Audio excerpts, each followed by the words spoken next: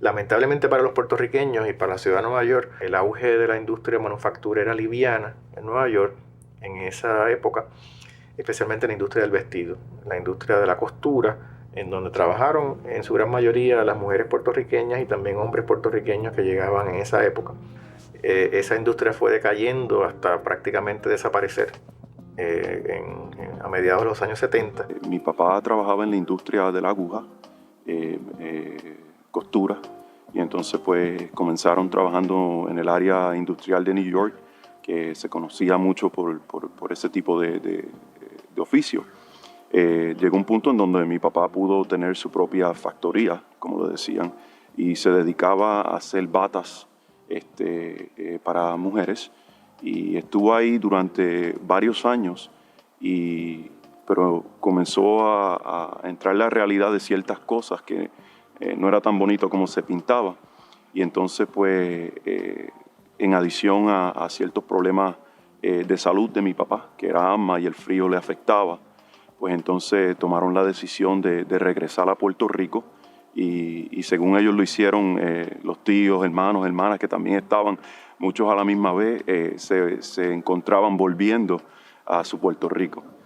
Se estima que por lo menos 500,000 de empleos de manufactureros se perdieron en ese periodo, en la medida en que esos talleres de sudor, como se le llamaban, sweatshops, fueron cerrando y reabriendo en otros lugares de Estados Unidos, como el sur y el oeste, y sobre todo exportándose hacia otros países, ¿no? México, Santo Domingo, y más tarde otros países como la China.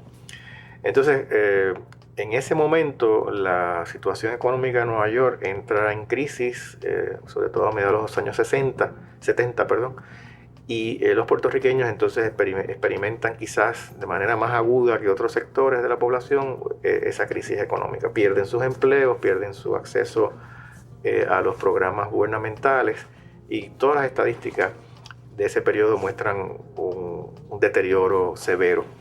Vamos a tener un movimiento de retorno a la isla de muchas de estas personas. Y entonces vamos a encontrar en áreas, digamos, como Levittown, donde muchos de estos antiguos habitantes de la ciudad de Nueva York se establecen, donde los jóvenes que vienen manejan mejor el inglés que el español y tienen costumbres norteamericanas en su mayoría, y eso va a ir influyendo gradualmente y trayendo cambios en la sociedad. Muchos de los que vinieron en el 70, en la inmigración de retorno, sufrieron aquí en Puerto Rico discriminación, porque la sociedad no los veía, el puertorriqueño que vivía en la isla no lo veía como igual. Pero es que ellos sufrieron el discrimen cuando llegaron a Estados Unidos y cuando regresaron a Puerto Rico. Is that in Puerto Rico, there's such a negative stereotypes about Puerto Ricans here that we're still fighting against. And a lot of people feeling that Puerto Ricans here, we're not really Puerto Rican anymore because we left, so we don't speak, or most people speak Spanish like me, which is terrible, and so I can't be a real Puerto Rican because, hey, I don't speak Spanish. You have a lot of those prejudices that divide the community. La historia nos ha creado una situación incómoda, ¿sabes? Y no por eso somos menos o más puertorriqueños, porque sí había siempre esta de que los puertorriqueños acá se sentían de que eran menos. No son menos puertorriqueños. No podemos culpar al ser humano, no podemos victimizar a nuestra gente por lo que ha pasado en la historia del colonialismo en Puerto Rico. Eso lo aprendí yo porque sufrí mucho los discrímenes en Puerto Rico. Yo me había considerado ya americana, y es como al revés de Esmeralda Santiago. Ya se me había olvidado que yo era puertorriqueña. Esmeralda dice, when I was Puerto Rican. A mí, yo volví a ser puertorriqueña.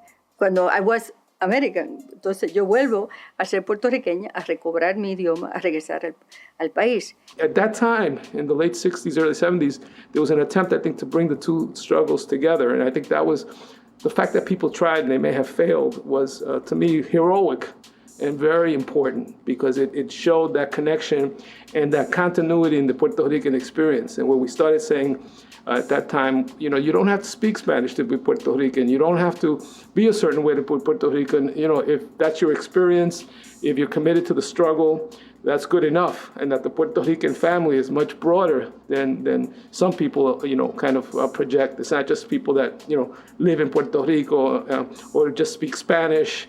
It's more than that. It's much broader, because the Puerto Rican diaspora is so vast. Y quiero hacer aquí un paréntesis, porque se me acaba de ocurrir que yo, en ese proceso de convertirme en puertorriqueña, me acuerdo que yo quería usar todas las palabras correctas en español. Pues, ¿qué pasa? Yo vengo y digo, ok, yo quiero un emparedado. Pues nadie dice emparedado en Puerto Rico, dice sándwich. Ok, aprendo a seguir diciendo sándwich.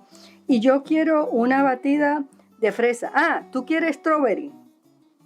Y no sé, otra palabra. Una serie de palabras que entonces yo las quería usar en español y que ya en Puerto Rico se estaban usando en inglés. Que si el parking. No venía, no, estacionamiento, el parking. Ajá. ¿Sabes? Entonces yo decía, pero ven acá, ¿qué pasa aquí? ¿Sabes? Porque yo no me había desarrollado políticamente. Yo decía, pero ¿qué pasa? Que yo estoy tratando de hablar español, ustedes me critican porque yo hablo más inglés que español, entonces trato de hablar español y eso son conversaciones con estudiantes universitarios, ¿no? O sea que eso pues, va produciendo unos cambios graduales en la naturaleza y en la cultura puertorriqueña que hoy obviamente son evidentes y que han tenido un impacto mayor que el que pudiera haber tenido la presencia o la migración de norteamericanos a la isla, que ha sido relativamente modesta en general.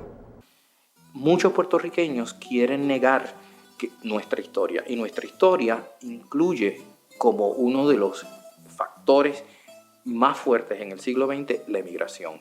Hemos sido pueblo de migrantes, pero el emigrar no destruye nuestra identidad. La cambia, pero no la destruye. En ese periodo, 65 a 75, hay todo un despertar, unas ansias en Puerto Rico de recobrar la historia colectiva, recobrar y reinterpretar correctamente, reaprender la historia, porque no habían dicho cosas. Entonces yo entro no sabiendo que están redescubriendo nada. Para mí es un descubrimiento, para otro es un redescubrimiento, reinterpretación. Así que yo entro y me aprovecho de la reinterpretación de la historia desde un punto de vista más crítico, un punto de vista más justo. Pero yo lo aprendo así desde inicio. El problema en definir lo que es lo puertorriqueño radica en que la gente parte de definiciones esencialistas. Ser puertorriqueño es una cosa que parece ser que está congelada. Eso para el puertorriqueño y también para la cultura dominante. Y por eso ambos, la cultura dominante como el puertorriqueño insular, rechazan en muchas ocasiones al puertorriqueño que ha migrado a los Estados Unidos, porque parten de esa visión. Por eso uno coge un libro como el de Esmeralda Santiago, cuando yo era puertorriqueña, ¿no? Ella parece negar que es puertorriqueña, lo fue en un momento, pero el problema con esa visión es que parte de un concepto esencialista de la cultura y de la identidad. Y si nosotros partimos de ese concepto, pues la gente fácilmente puede dejar de ser puertorriqueño. Pero la identidad no es eso. La identidad no es una esencia. La identidad es constantemente un cambio, un flujo, son circunstancias. Lo que ocurre es que muchas veces es más difícil funcionar con una definición no esencialista, porque es una definición completamente fluida. Es lo que yo llamaría una definición esencialmente histórica. En el 73 creo que hubo la conferencia grande, 73, 74 por ahí, una conferencia grande sobre la migración. Y yo vine a Nueva York a participar en esa conferencia, a escuchar. Y ahí estuvo presentando Rafael Ramírez, estuvo presentando, claro, Frank Bonilla, que ya murió, Milton Pavón, una serie de profesores críticos con una visión de necesidad de hacer ajustes en la historia, pero a la vez hablando de la inmigración. Estudiando los puertorriqueños que se fueron, por qué se fueron, a dónde se fueron, y aspectos de entonces la recreación de la cultura, porque ya para ese tiempo, los 73 que está pasando, están empezando a desarrollar una voz propia en los Estados Unidos, ¿sabes? A fines de los 60, como parte de todo ese proceso de los 60 en los Estados Unidos también, empiezan nuevos poetas, nuevas voces a integrar español e inglés. Juan, Miguel, Milagros, Olga, Manuel, all die yesterday, today, and will die again tomorrow, passing their bill collectors on to the next of kin. All die waiting for the Garden of Eden to open up again under a new management. All die dreaming about America, waking them up in the middle of the night screaming, "Mira, mira, your name is on the winning lottery ticket for $100,000. Pero nunca ha habido una identidad fija que no cambia. Esto nos lo hizo ver muy claramente José Luis González en la década del 70 con su ensayo El País de los Cuatro Pisos, ¿no? Siempre estamos construyendo nuevos pisos a nuestra esencia. No son solamente 4, seguirán creciendo y seguiremos tirándole piso a esta casa que nunca se terminará de construir. La esencia no es algo fijo, determinado, sino cambiante, histórico. Here and now, let's get this straight. Boogaloo, baby, I made it great because I gave it the Latin beat. You know, child, I'm kind of hot. Principios 70, esa década, ¿no? Principios 60 todavía estábamos en otra época anterior, donde mayormente los que articularon esa experiencia eran de Puerto Rico, ¿no? Inmigrantes que vinieron, mientras esa generación de New Yorkers es de los que nacieron aquí, se criaron aquí, o nacieron allá y vinieron a muy temprana edad y se criaron aquí. Esa es la diferencia. Y esa diferencia se manifiesta primero como mitad de los años 60. 65, 67 salió Baby Thomas, Down These Mean Streets, que eso fue una ruptura grande con la literatura hasta de Jesús Colón, que publicó en inglés. Pero es un temperamento muy distinto, muy diferente, que es una afirmación de ser de aquí, de ser puertorriqueño, pero de aquí. Was I of the same old thing? I was looking for something new. So I went to a swinging spot in town, which may be familiar to you. I had gone down to the village, my friend. What I saw was a real surprise. Big mustache, men with long hair, plus words to give my mind exercise. Y de bregar con temas que son de aquí, no son de Puerto Rico, ya no son de Puerto Rico, son de aquí, pero siguen siendo puertorriqueños. Hay muchas voces que hablan en español, voces que hablan en inglés, voces que hablan en una mezcla del español y el inglés. Y recalco, porque es muy importante, esas mezclas no son arbitrarias. La gente no cambia de código lingüístico sencillamente porque le da la gana. La gente cambia de código lingüístico porque hay una necesidad ideológica detrás de ese cambio. Por ejemplo, y cito un poema de Sandra María Esteves. My name is María Cristina. I'm a Puerto Rican woman born in El Barrio. My men, they call me negra because they love me. My name is María Cristina. I am a Puerto Rican woman born in El Barrio. Our men, they call me negra because they love me. Cuando ella dice, my men, they call me negra, que hace un cambio de código lingüístico, es que tiene una necesidad, no lo puede decir de ninguna otra forma. Como de la misma forma que cuando dice barrio, no puede decir Spanish Harlem, tiene que decir barrio.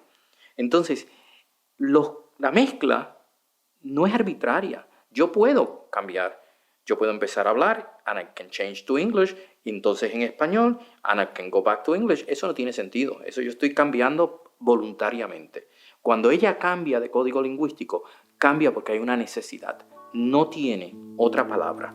I do not complain about cooking for my family because Abuela taught me that woman is the master of fire.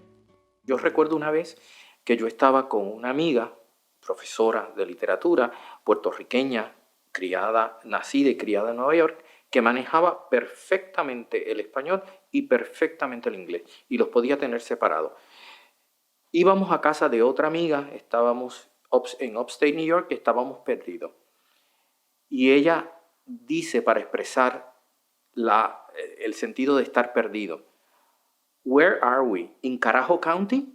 ¿No? Y entonces esa mezcla de carajo con county me pareció genial, brillante. O sea, no había forma mejor de expresar el que estábamos perdidos en un bosque de Upstate New York que decir que estábamos en Carajo County. Así que esa hibridez es creativa, esa hibridez es necesaria y es lo que encontramos en esta magnífica literatura. Fue como una erupción de esa afirmación de puertorriqueñidad, pero una puertorriqueñidad de la diaspórica, una puertorriqueñidad, una nacionalidad diferente que la nacionalidad del territorio. Y con cierta dinámica relación, porque mayormente eran hijos de gente muy pobre, muy humilde, de los más pobres de Puerto Rico. La diferencia del puertorriqueño es que vienen como ciudadanos, supuestamente como ciudadanos, que el país de origen es parte hasta cierto punto del país a donde llegan. Y es debatible hasta qué punto forma parte de ese país y hasta qué punto es una cosa separada. Se da otro fenómeno simultáneamente, que es una creciente dispersión de la diáspora puertorriqueña fuera de la ciudad de Nueva York, que a su vez ha estado experimentando una tremenda crisis fiscal en los años 70 y que comienza a expulsar a los puertorriqueños de la ciudad de Nueva York y deja de ser el destino principal de los migrantes por razones principalmente económicas. Pensilvania, Connecticut, Massachusetts y Nueva Jersey. Yo estaba estudiando ingeniería mecánica y estaba en mi último año. Y el semestre antes de terminar, vino mucha gente de Estados Unidos, o mucha compañía de Estados Unidos, vino a reclutar al colegio de Mayagüez. Cuando salimos de Puerto Rico, la comunidad inmediata fueron los muchachos que se graduaron el mismo tiempo. Por lo tanto, éramos como 6 o 7 que salimos de Puerto Rico y fuimos a Huntsville. Y la mayoría estábamos casados, por lo tanto empezamos la vida de casados juntos como grupo y éramos un buen soporte uno para el otro, porque en Alabama no había una comunidad hispana. No. Y por lo tanto mucho de lo que hacíamos era salir en grupo, o si no, individualmente, pues íbamos a visitar a Nashville, Tennessee y a otras partes cerca del área. Me gradué en diciembre del 76, o terminé mis estudios en diciembre del 76. Y cuando estaba cogiendo mi último examen final, recibí un telegrama de la NASA, de Kennedy, que me habían aceptado para trabajo. No decía muchos detalles porque para aquella época no había internet ni nada, era a base de telegrama. Pero y recibíamos visitas de los muchachos de Kennedy con frecuencia. Digo muchacho mucho porque en aquellos tiempos el 99% de los graduados de ingeniería eran varones. No fue hasta años después que cambió esa proporción donde la mayoría, creo que en estos días es más femenina, que pues, por lo tanto el grupo inicial fue la mayoría varones, si no todos varones.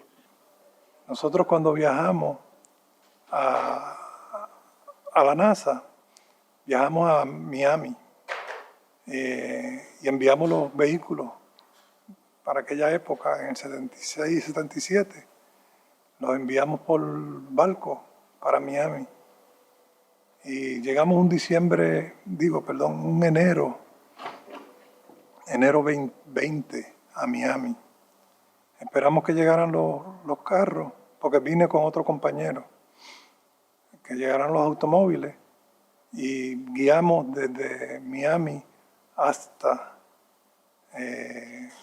Titusville, que era lo que conocíamos más cerca, el pueblo más cerca. Resulta que ese día que llegamos, salimos de una temperatura de 80 grados en Puerto Rico y nos recibió un frío que nevó por primera vez en la historia de Miami. No estábamos preparados para eso. Y lo otro que aprendimos rapidito es que en los negocios del área ya estaban enseñando toda la mercancía de verano. Así que nadie tenía jackets ni nada. Cuando regresé aquí a Florida, no había una comunidad grande, pero había más hispanos debido a la influencia de Miami. Era mucho más la influencia de Miami, cubanos y eso, y la comunidad de puertorriqueños y de otros países, pues no empezó hasta mucho más tarde, los años más tarde. Es decir, que hay un fenómeno de migración hacia ciudades de tamaño mediano, áreas suburbanas, y aparecen también nuevos destinos migratorios que no eran importantes para los puertorriqueños hasta entonces, pero que empiezan a aglutinar un mayor número de migrantes. Por ejemplo, el estado de Carolina del Norte o de Georgia, Virginia, son lugares en donde no había poblaciones puertorriqueñas numerosas y que ya parecen a registrar unos crecimientos sustanciales en este periodo. Cuando yo vine a trabajar por primera vez en Filadelfia, durante mi residencia, pues los pacientes me traían pepitas de New Jersey. Trabajadores que venían durante la época de agricultura a cultivar en New Jersey, por ejemplo, lo que se llama blueberry, que los puertorriqueños le decían pepita. Porque al no conocer el equivalente de una fruta similar en Puerto Rico, pues le decían pepita porque son, ¿no?, pequeñitos y azul marino, parecen una pepita. Esa primera onda de movimiento se localiza en un área más al sur de aquí de donde estamos ubicados nosotros, más cerca del centro de la ciudad, y claro, como eso comienzan a ser sitios más preciados, y hay toda una presión de conflictos de raza. Los puertorriqueños empiezan a ser empujados más hacia el norte, más lejos del centro de Filadelfia, y empiezan entonces a ubicarse en esta área que es la segunda área de concentración de puertorriqueños, eventualmente más diversa con otros latinos, pero entonces esto se empieza a conocer como el centro de dónde están ubicados. Me trasladé a Estados Unidos porque estaba haciendo un trabajo de organización de los trabajadores agrícolas migrantes en lo que se conocía como el Valle del Tabaco, en Connecticut y en Massachusetts, desde Hartford hasta Springfield, Massachusetts. Muchos de ellos vivían en las comunidades de Hartford, Springfield, y también pues teníamos la intención de organizarlos políticamente para que se incorporaran al movimiento social. Los boricuas fueron descubriendo que había mejores condiciones en el centro urbano aquí en Hartford, y no solo en Hartford, sino en ciudades a través de todo Connecticut y Massachusetts, y fueron poco a poco mudándose a los centros urbanos a trabajo en fábricas. En esa época había muchas fábricas y mucha oportunidad, fábricas que tenían buenos trabajos con buenos salarios, o sea que eran buenos trabajos, mucho mejor que trabajar con el lomo doblado ahí bajo el sol en los campos. En la segunda ola que tuvimos de puertorriqueños, comenzando, yo diría, a mediados de los 75, empezaron a venir más puertorriqueños profesionales, maestros. Entramos en la época del bilingüismo y se reclutaron muchos maestros de Puerto Rico, enfermeras, personal médico. Muchos están con nosotros aún.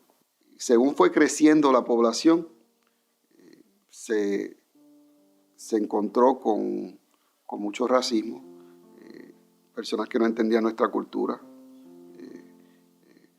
Yo me acuerdo aún cuando yo llegué a la ciudad en el 75 que existía bastante de eso, personas que siempre decían speak English, habla inglés, personas que no conocían nuestra cultura, personas que nos veían como no ciudadanos americanos, sino como inmigrantes, que teníamos que estar conformes con lo que se nos ofreciera. Así que un área de discrimen bastante grande, y todavía perdura, todavía tenemos muchas personas que discriminan. Ahora es más regionalista. Tenemos muchos suburbios que discriminan en contra de nuestra ciudad porque saben que somos una ciudad que básicamente es predominantemente latina y negra, y por lo tanto pues tenemos que siempre estar combatiendo una percepción que hay de nuestra ciudad. Llegamos mi hijo y yo en el 75. Ya tenía un nene de 3 años. Y en esos momentos en Boston está pasando las luchas de busing, que te mandaban los niños por razones de tratar de integrar las escuelas a diferentes sitios, y habían luchas de discriminación. Viví en Boston unos años y trabajé en Boston y llegué a conocer bien la comunidad puertorriqueña, porque pues uno se convirtió un poco como líder con otros grupos porque nos preocupaba. Y la experiencia es que me identifiqué con las luchas de la comunidad, me identifiqué con los que estaban luchando, el grupo de puertorriqueños, tanto algunos de la isla que habían estado pocos años también, como algunos que estaban ya en Nueva York, en Boston desde hace años, y formamos grupos de apoyo. Éramos personas que llevábamos a cabo actividades para mejorar las necesidades de la comunidad. El cambio de los puertorriqueños entrando en la comunidad que vivían blancos y esto y que lo otro, y todas las peleas y todas las cosas que pasaban, cosas malas. En una situación ahí mataron 5 personas en una casa con un firebomb. Tú sabes, porque fue una lucha nosotros entrar en esta comunidad también. Le quemaron la casa, la esposa murió y murieron 4 niños. Un plan, bueno, yo digo que eso es una de las historias yo espero cubrirla en un trabajo que estoy haciendo, pero es algo que yo creo que se tiene que escribir, se tiene que detallar. Un complot de casi un vecindario completo de blancos, para sacar a esa familia de ahí. Y complot desde los dirigentes políticos de base, los committeemen, el world leader de esa área, todos conspirando para sacar a esa familia, que culminó incluso con peleas, le rompieron las ventanas hasta eventualmente con fuego. Y después todo el proceso de investigación donde la policía, yo digo que la policía lo que hizo fue un favor a los criminales porque le violaron los derechos civiles, ellos reclamaron, le tuvieron que tomar los cargos, ahí no hubo justicia para esa familia. Señor, ahí nosotros teníamos organizaciones sin fines de lucro como la Casa de Puerto Rico, que era la más vieja, fundada aquí en la ciudad de Hartford, y la Casa de Puerto Rico era el centro que fue creando otras organizaciones non-profit, sin fines de lucro, que fueron el San Juan Center, Taino Construction, formó una organización que se llamaba Hispanic Health Council. Todas esas otras organizaciones sin fines de lucro fueron creadas por la Casa de Puerto Rico. Esa fue como diríamos nosotros, esa fue la agencia materna de todas las otras agencias que se crearon en la comunidad. Pero además de eso, habían grupos cívicos, habían grupos culturales, grupos también que eran políticos. Estaba el Partido Socialista Puertorriqueño, que tenía aquí un capítulo en la ciudad de Hartford. En un momento llegó a tener 3 capítulos en la ciudad de Hartford, y uno en New Britain, en Mérida, en otras ciudades también.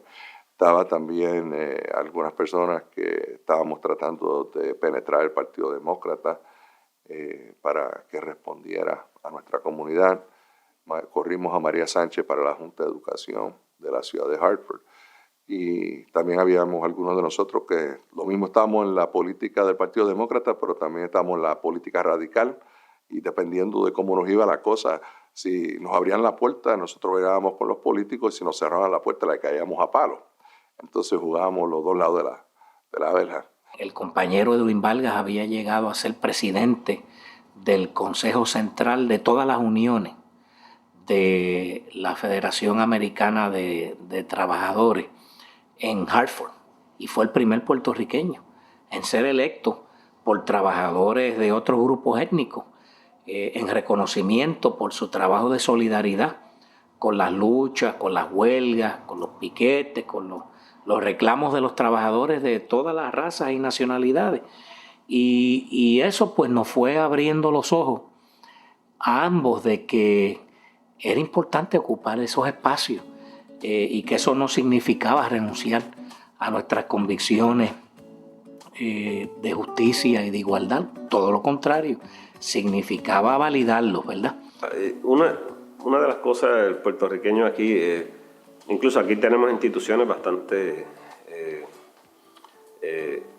o sea, que fueron establecidas, los clubes de leones, el Concilio de Organizaciones Hispanas fue una de las organizaciones grandísimas que todavía existe, que se estableció la fraternidad puertorriqueña, los grupos deportivos, los teatros en aquel tiempo, me acuerdo del Teatro Puerto Rico, de ahí fue que surge el desfile puertorriqueño a través del Concilio de Organizaciones Hispanas, como una forma de, como en otras ciudades, una forma de uno dejar de saber que mira, nosotros estamos aquí, estamos orgullosos de ser puertorriqueños y de promover la cultura puertorriqueña. Fue el propósito. Después pues nos integramos muchos de nosotros en las protestas, en el desfile, por las reivindicaciones sociales, el Partido Socialista, los otros grupos, Comité del Pueblo, Centro Claver, muchos de los otros grupos, después pues con la lucha por Vieques, el Comité Pro Rescate de Vieques aquí de Filadelfia, participamos, ya nos estamos integrando a esas luchas.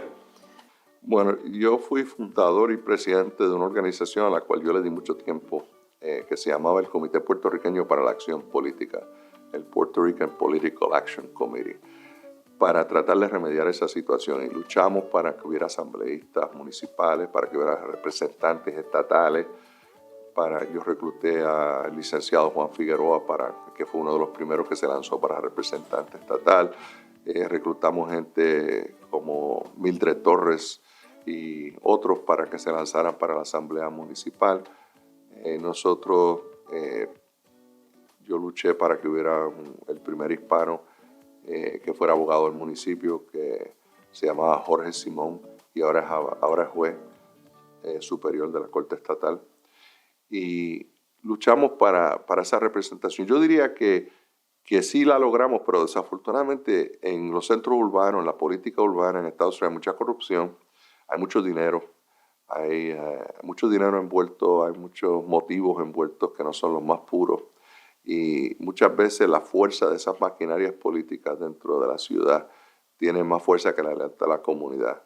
Y a pesar de que logramos elegir mucha de nuestra gente a posiciones, muchas veces esas personas empiezan a responder más a esas maquinarias urbanas que a la comunidad. Entonces crean una fachada de que responden a la comunidad y hacen lo que nosotros llamamos un aguaje para complacer, le tiran un poquito de maíz a los pollitos para mantener a la gente contenta, pero realmente la mayor parte de su labor se convierte en una labor que es parte del engranaje de esas maquinarias.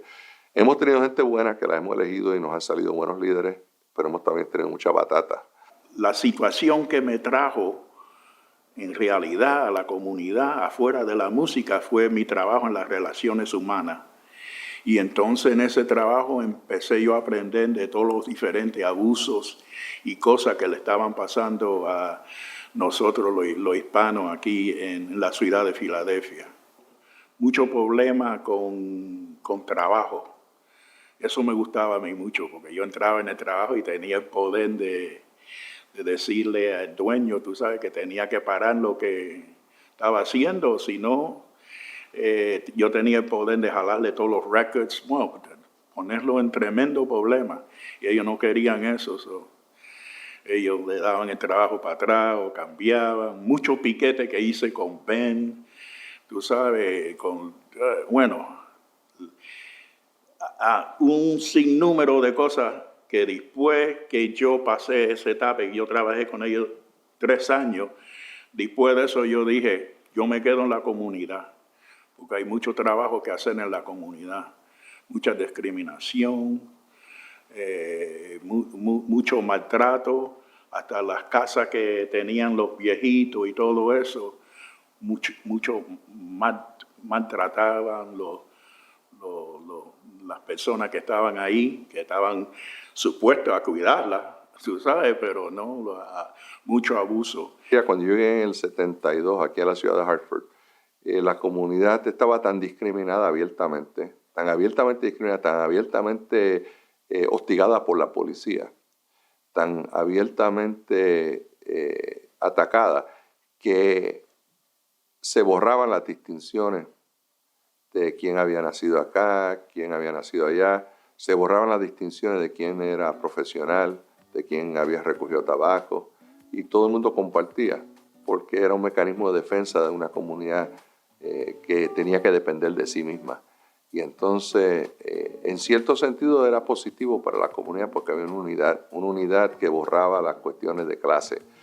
Se educó al pueblo de que para poder tener el acceso teníamos que participar.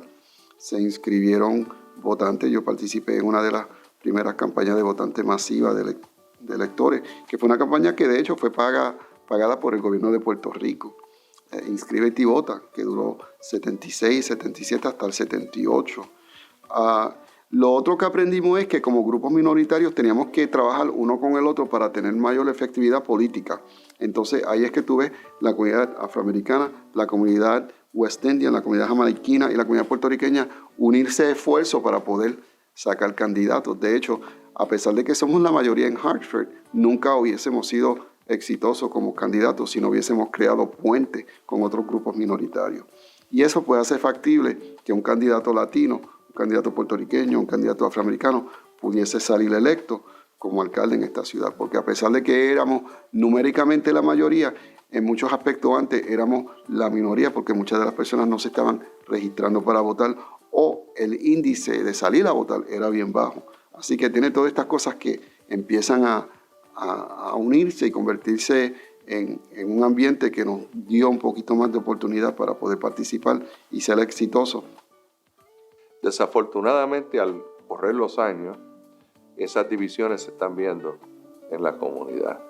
Primero empezó que los profesionales y los comerciantes empezaron a crear el Club de Leones, empezaron a crear sus propios centros sociales y empezaron a alejarse de los que eran los campesinos, los que eran los trabajadores del tabaco.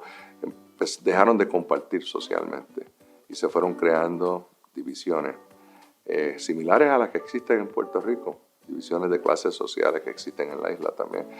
Eso no se veía cuando yo llegué aquí. Primeramente, no importa si tú fueras doctor, maestro o si tú fueras trabajador agrícola, todos estaban juntos en las actividades, festividades, reyes, jugando dominó, porque realmente tenía que buscar el apoyo. Éramos los boricuas contra el mundo.